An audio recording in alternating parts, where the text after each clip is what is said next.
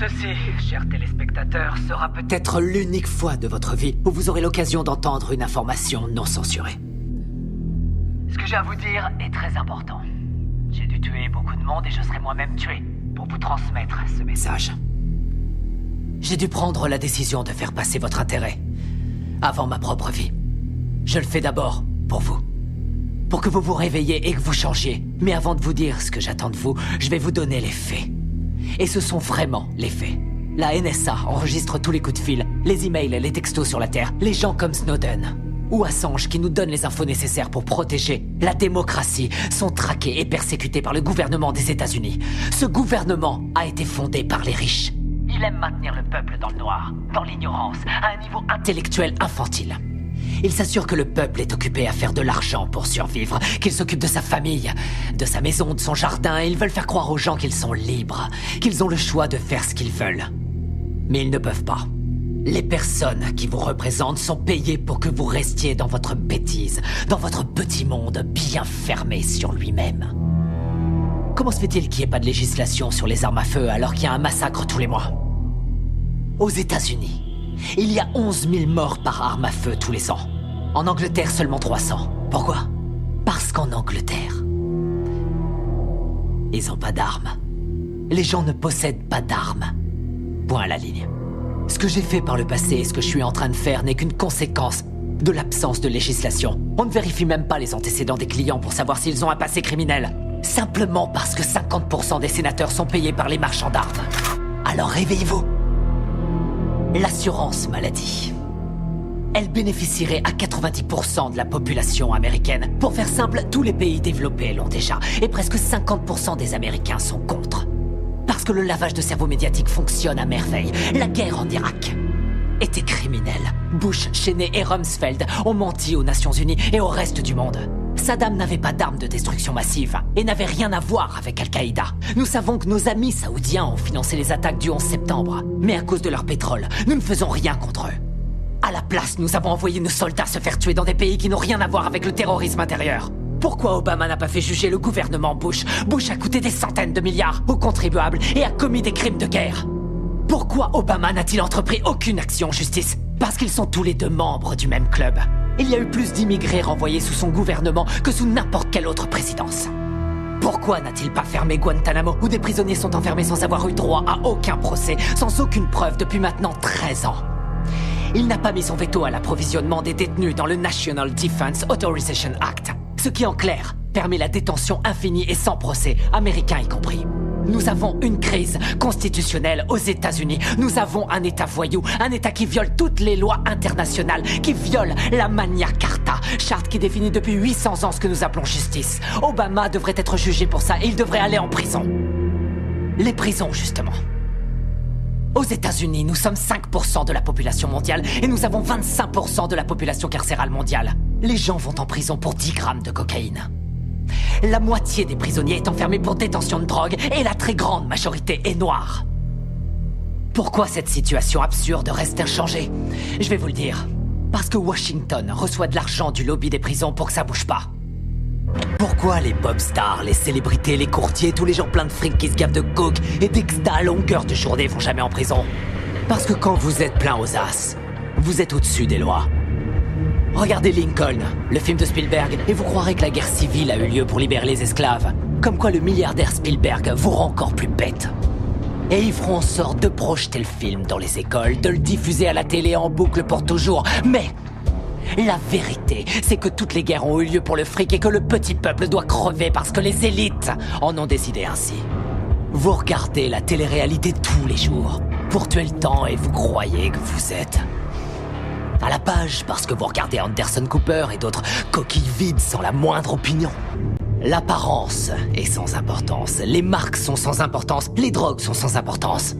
Tout a été créé pour vous rendre idiot. La presse libre, la télé, les films hollywoodiens, l'école, l'université, la religion, tout ça c'est l'opium du peuple, comme dirait Karl Marx. Je vais vous ouvrir les yeux. Vous réveiller, vous changer. Je suis sûr que jusqu'à un certain point t'aurais voulu être un chantre de la vérité. Pas vrai? Avant que tu sois intéressé par le fric, par la télévision, je suis sûr que t'aurais voulu être un vrai journaliste. Je suis un vrai journaliste. Mais je crois aussi en l'ordre public et je crois en la Constitution. Ah, la Constitution est un mécanisme de contrôle pour les riches. L'ordre, c'est eux. Ils ont fait la Constitution pour protéger l'argent et les terres qu'ils ont volées. Les riches n'ont pas à craindre les lois et c'est partout dans le monde. Regarde les oligarques russes et les propriétaires allemands de l'industrie automobile, des chemins de fer, de l'industrie pharmaceutique. Ils ont tous utilisé le travail des esclaves sous Hitler. Pas vrai?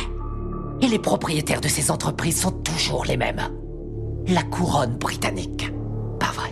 Et les nantis africains, eux, ils massacrent leur propre peuple. Ils empêchent leur pays de se développer. On lèche le cul des dirigeants arabes qui viennent avec leurs pétrodollars acheter des voitures de luxe à nos entreprises américaines pendant que quotidiennement ils exécutent leurs prisonniers. Ils accordent aucun droit aux femmes, ils tuent les gays. Seulement ça, on s'en fout royalement parce qu'ils ont le pognon.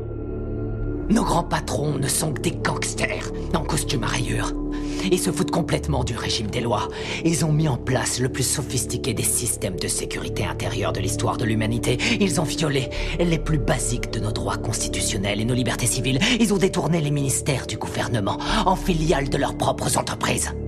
Ils se sont emparés du système de contrôle de l'information pour saturer les ondes de mensonges dont tu es un bon contributeur, Chip. Tu n'es pas différent des autres journalistes. Tous les présentateurs de journaux sont dans la poche de quelqu'un. J'ai pas raison? C'est quoi le programme ici? Vous voyez que tuer des innocents est une solution. Je crois, oui. Franchement, est-ce que c'est pas la solution que l'Amérique utilise aux quatre coins du monde? Avec leurs drones. Qu'est-ce qu'ils envoient, les drones? Des bombes ou des bonbons pour les petits-enfants? On tue 50 gamins, Chip, pour avoir un terroriste. On paye pas le tiers-monde, peut-être? On les laisse crever de faim, et crever tout court pour maintenir notre niveau de vie. La situation est grave. Les discours pacifiques ne suffisent pas, on connaît les crimes, le réchauffement climatique est une réalité. On sait que les lobbyistes ont acheté Washington, on a vu l'effondrement de la bulle financière, mais on continue à imprimer de la monnaie. Pour retarder l'inéluctable, dans 50 ans ou même avant, tout sera terminé. Nous sommes de plus en plus nombreux sur la planète et il y a de moins en moins de nourriture, d'eau et de pétrole. Dans une centaine d'années, il n'y aura plus de terre du tout. Avec des mots, on changera rien, c'est trop tard. La seule façon dont je peux intervenir sur ces vies, c'est en les prenant. La seule façon dont je peux intervenir auprès de toi, c'est en te tuant. N'y a-t-il pas une meilleure solution? Par exemple, fonder un parti. Enfin, convaincre. Convaincre les gens de vous élire, faire la différence dans les... Me faire élire? Me faire élire dans quoi? Tu m'écoutes pas. Ça sert à quoi de se faire élire? Arrête de dire des conneries. Chip, c'est quoi la politique? Que tu sois démocrate ou que tu sois républicain, ça change strictement rien. Tous les gouverneurs, qu'ils soient républicains ou démocrates, ont été achetés. On peut toujours voter et élire quelqu'un. Ça change rien. Ce sont les lobbyistes qui ont le pouvoir. Toutes les histoires ont deux versions différentes, chacun a son opinion. C'est ce qui donne à la démocratie tout son intérêt. Le fait que nous puissions tous exprimer notre opinion. Ouais.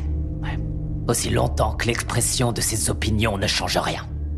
Julian Assange, Hammond, Snowden, ce sont les prophètes de notre époque, les voix qui crient dans le silence du désert.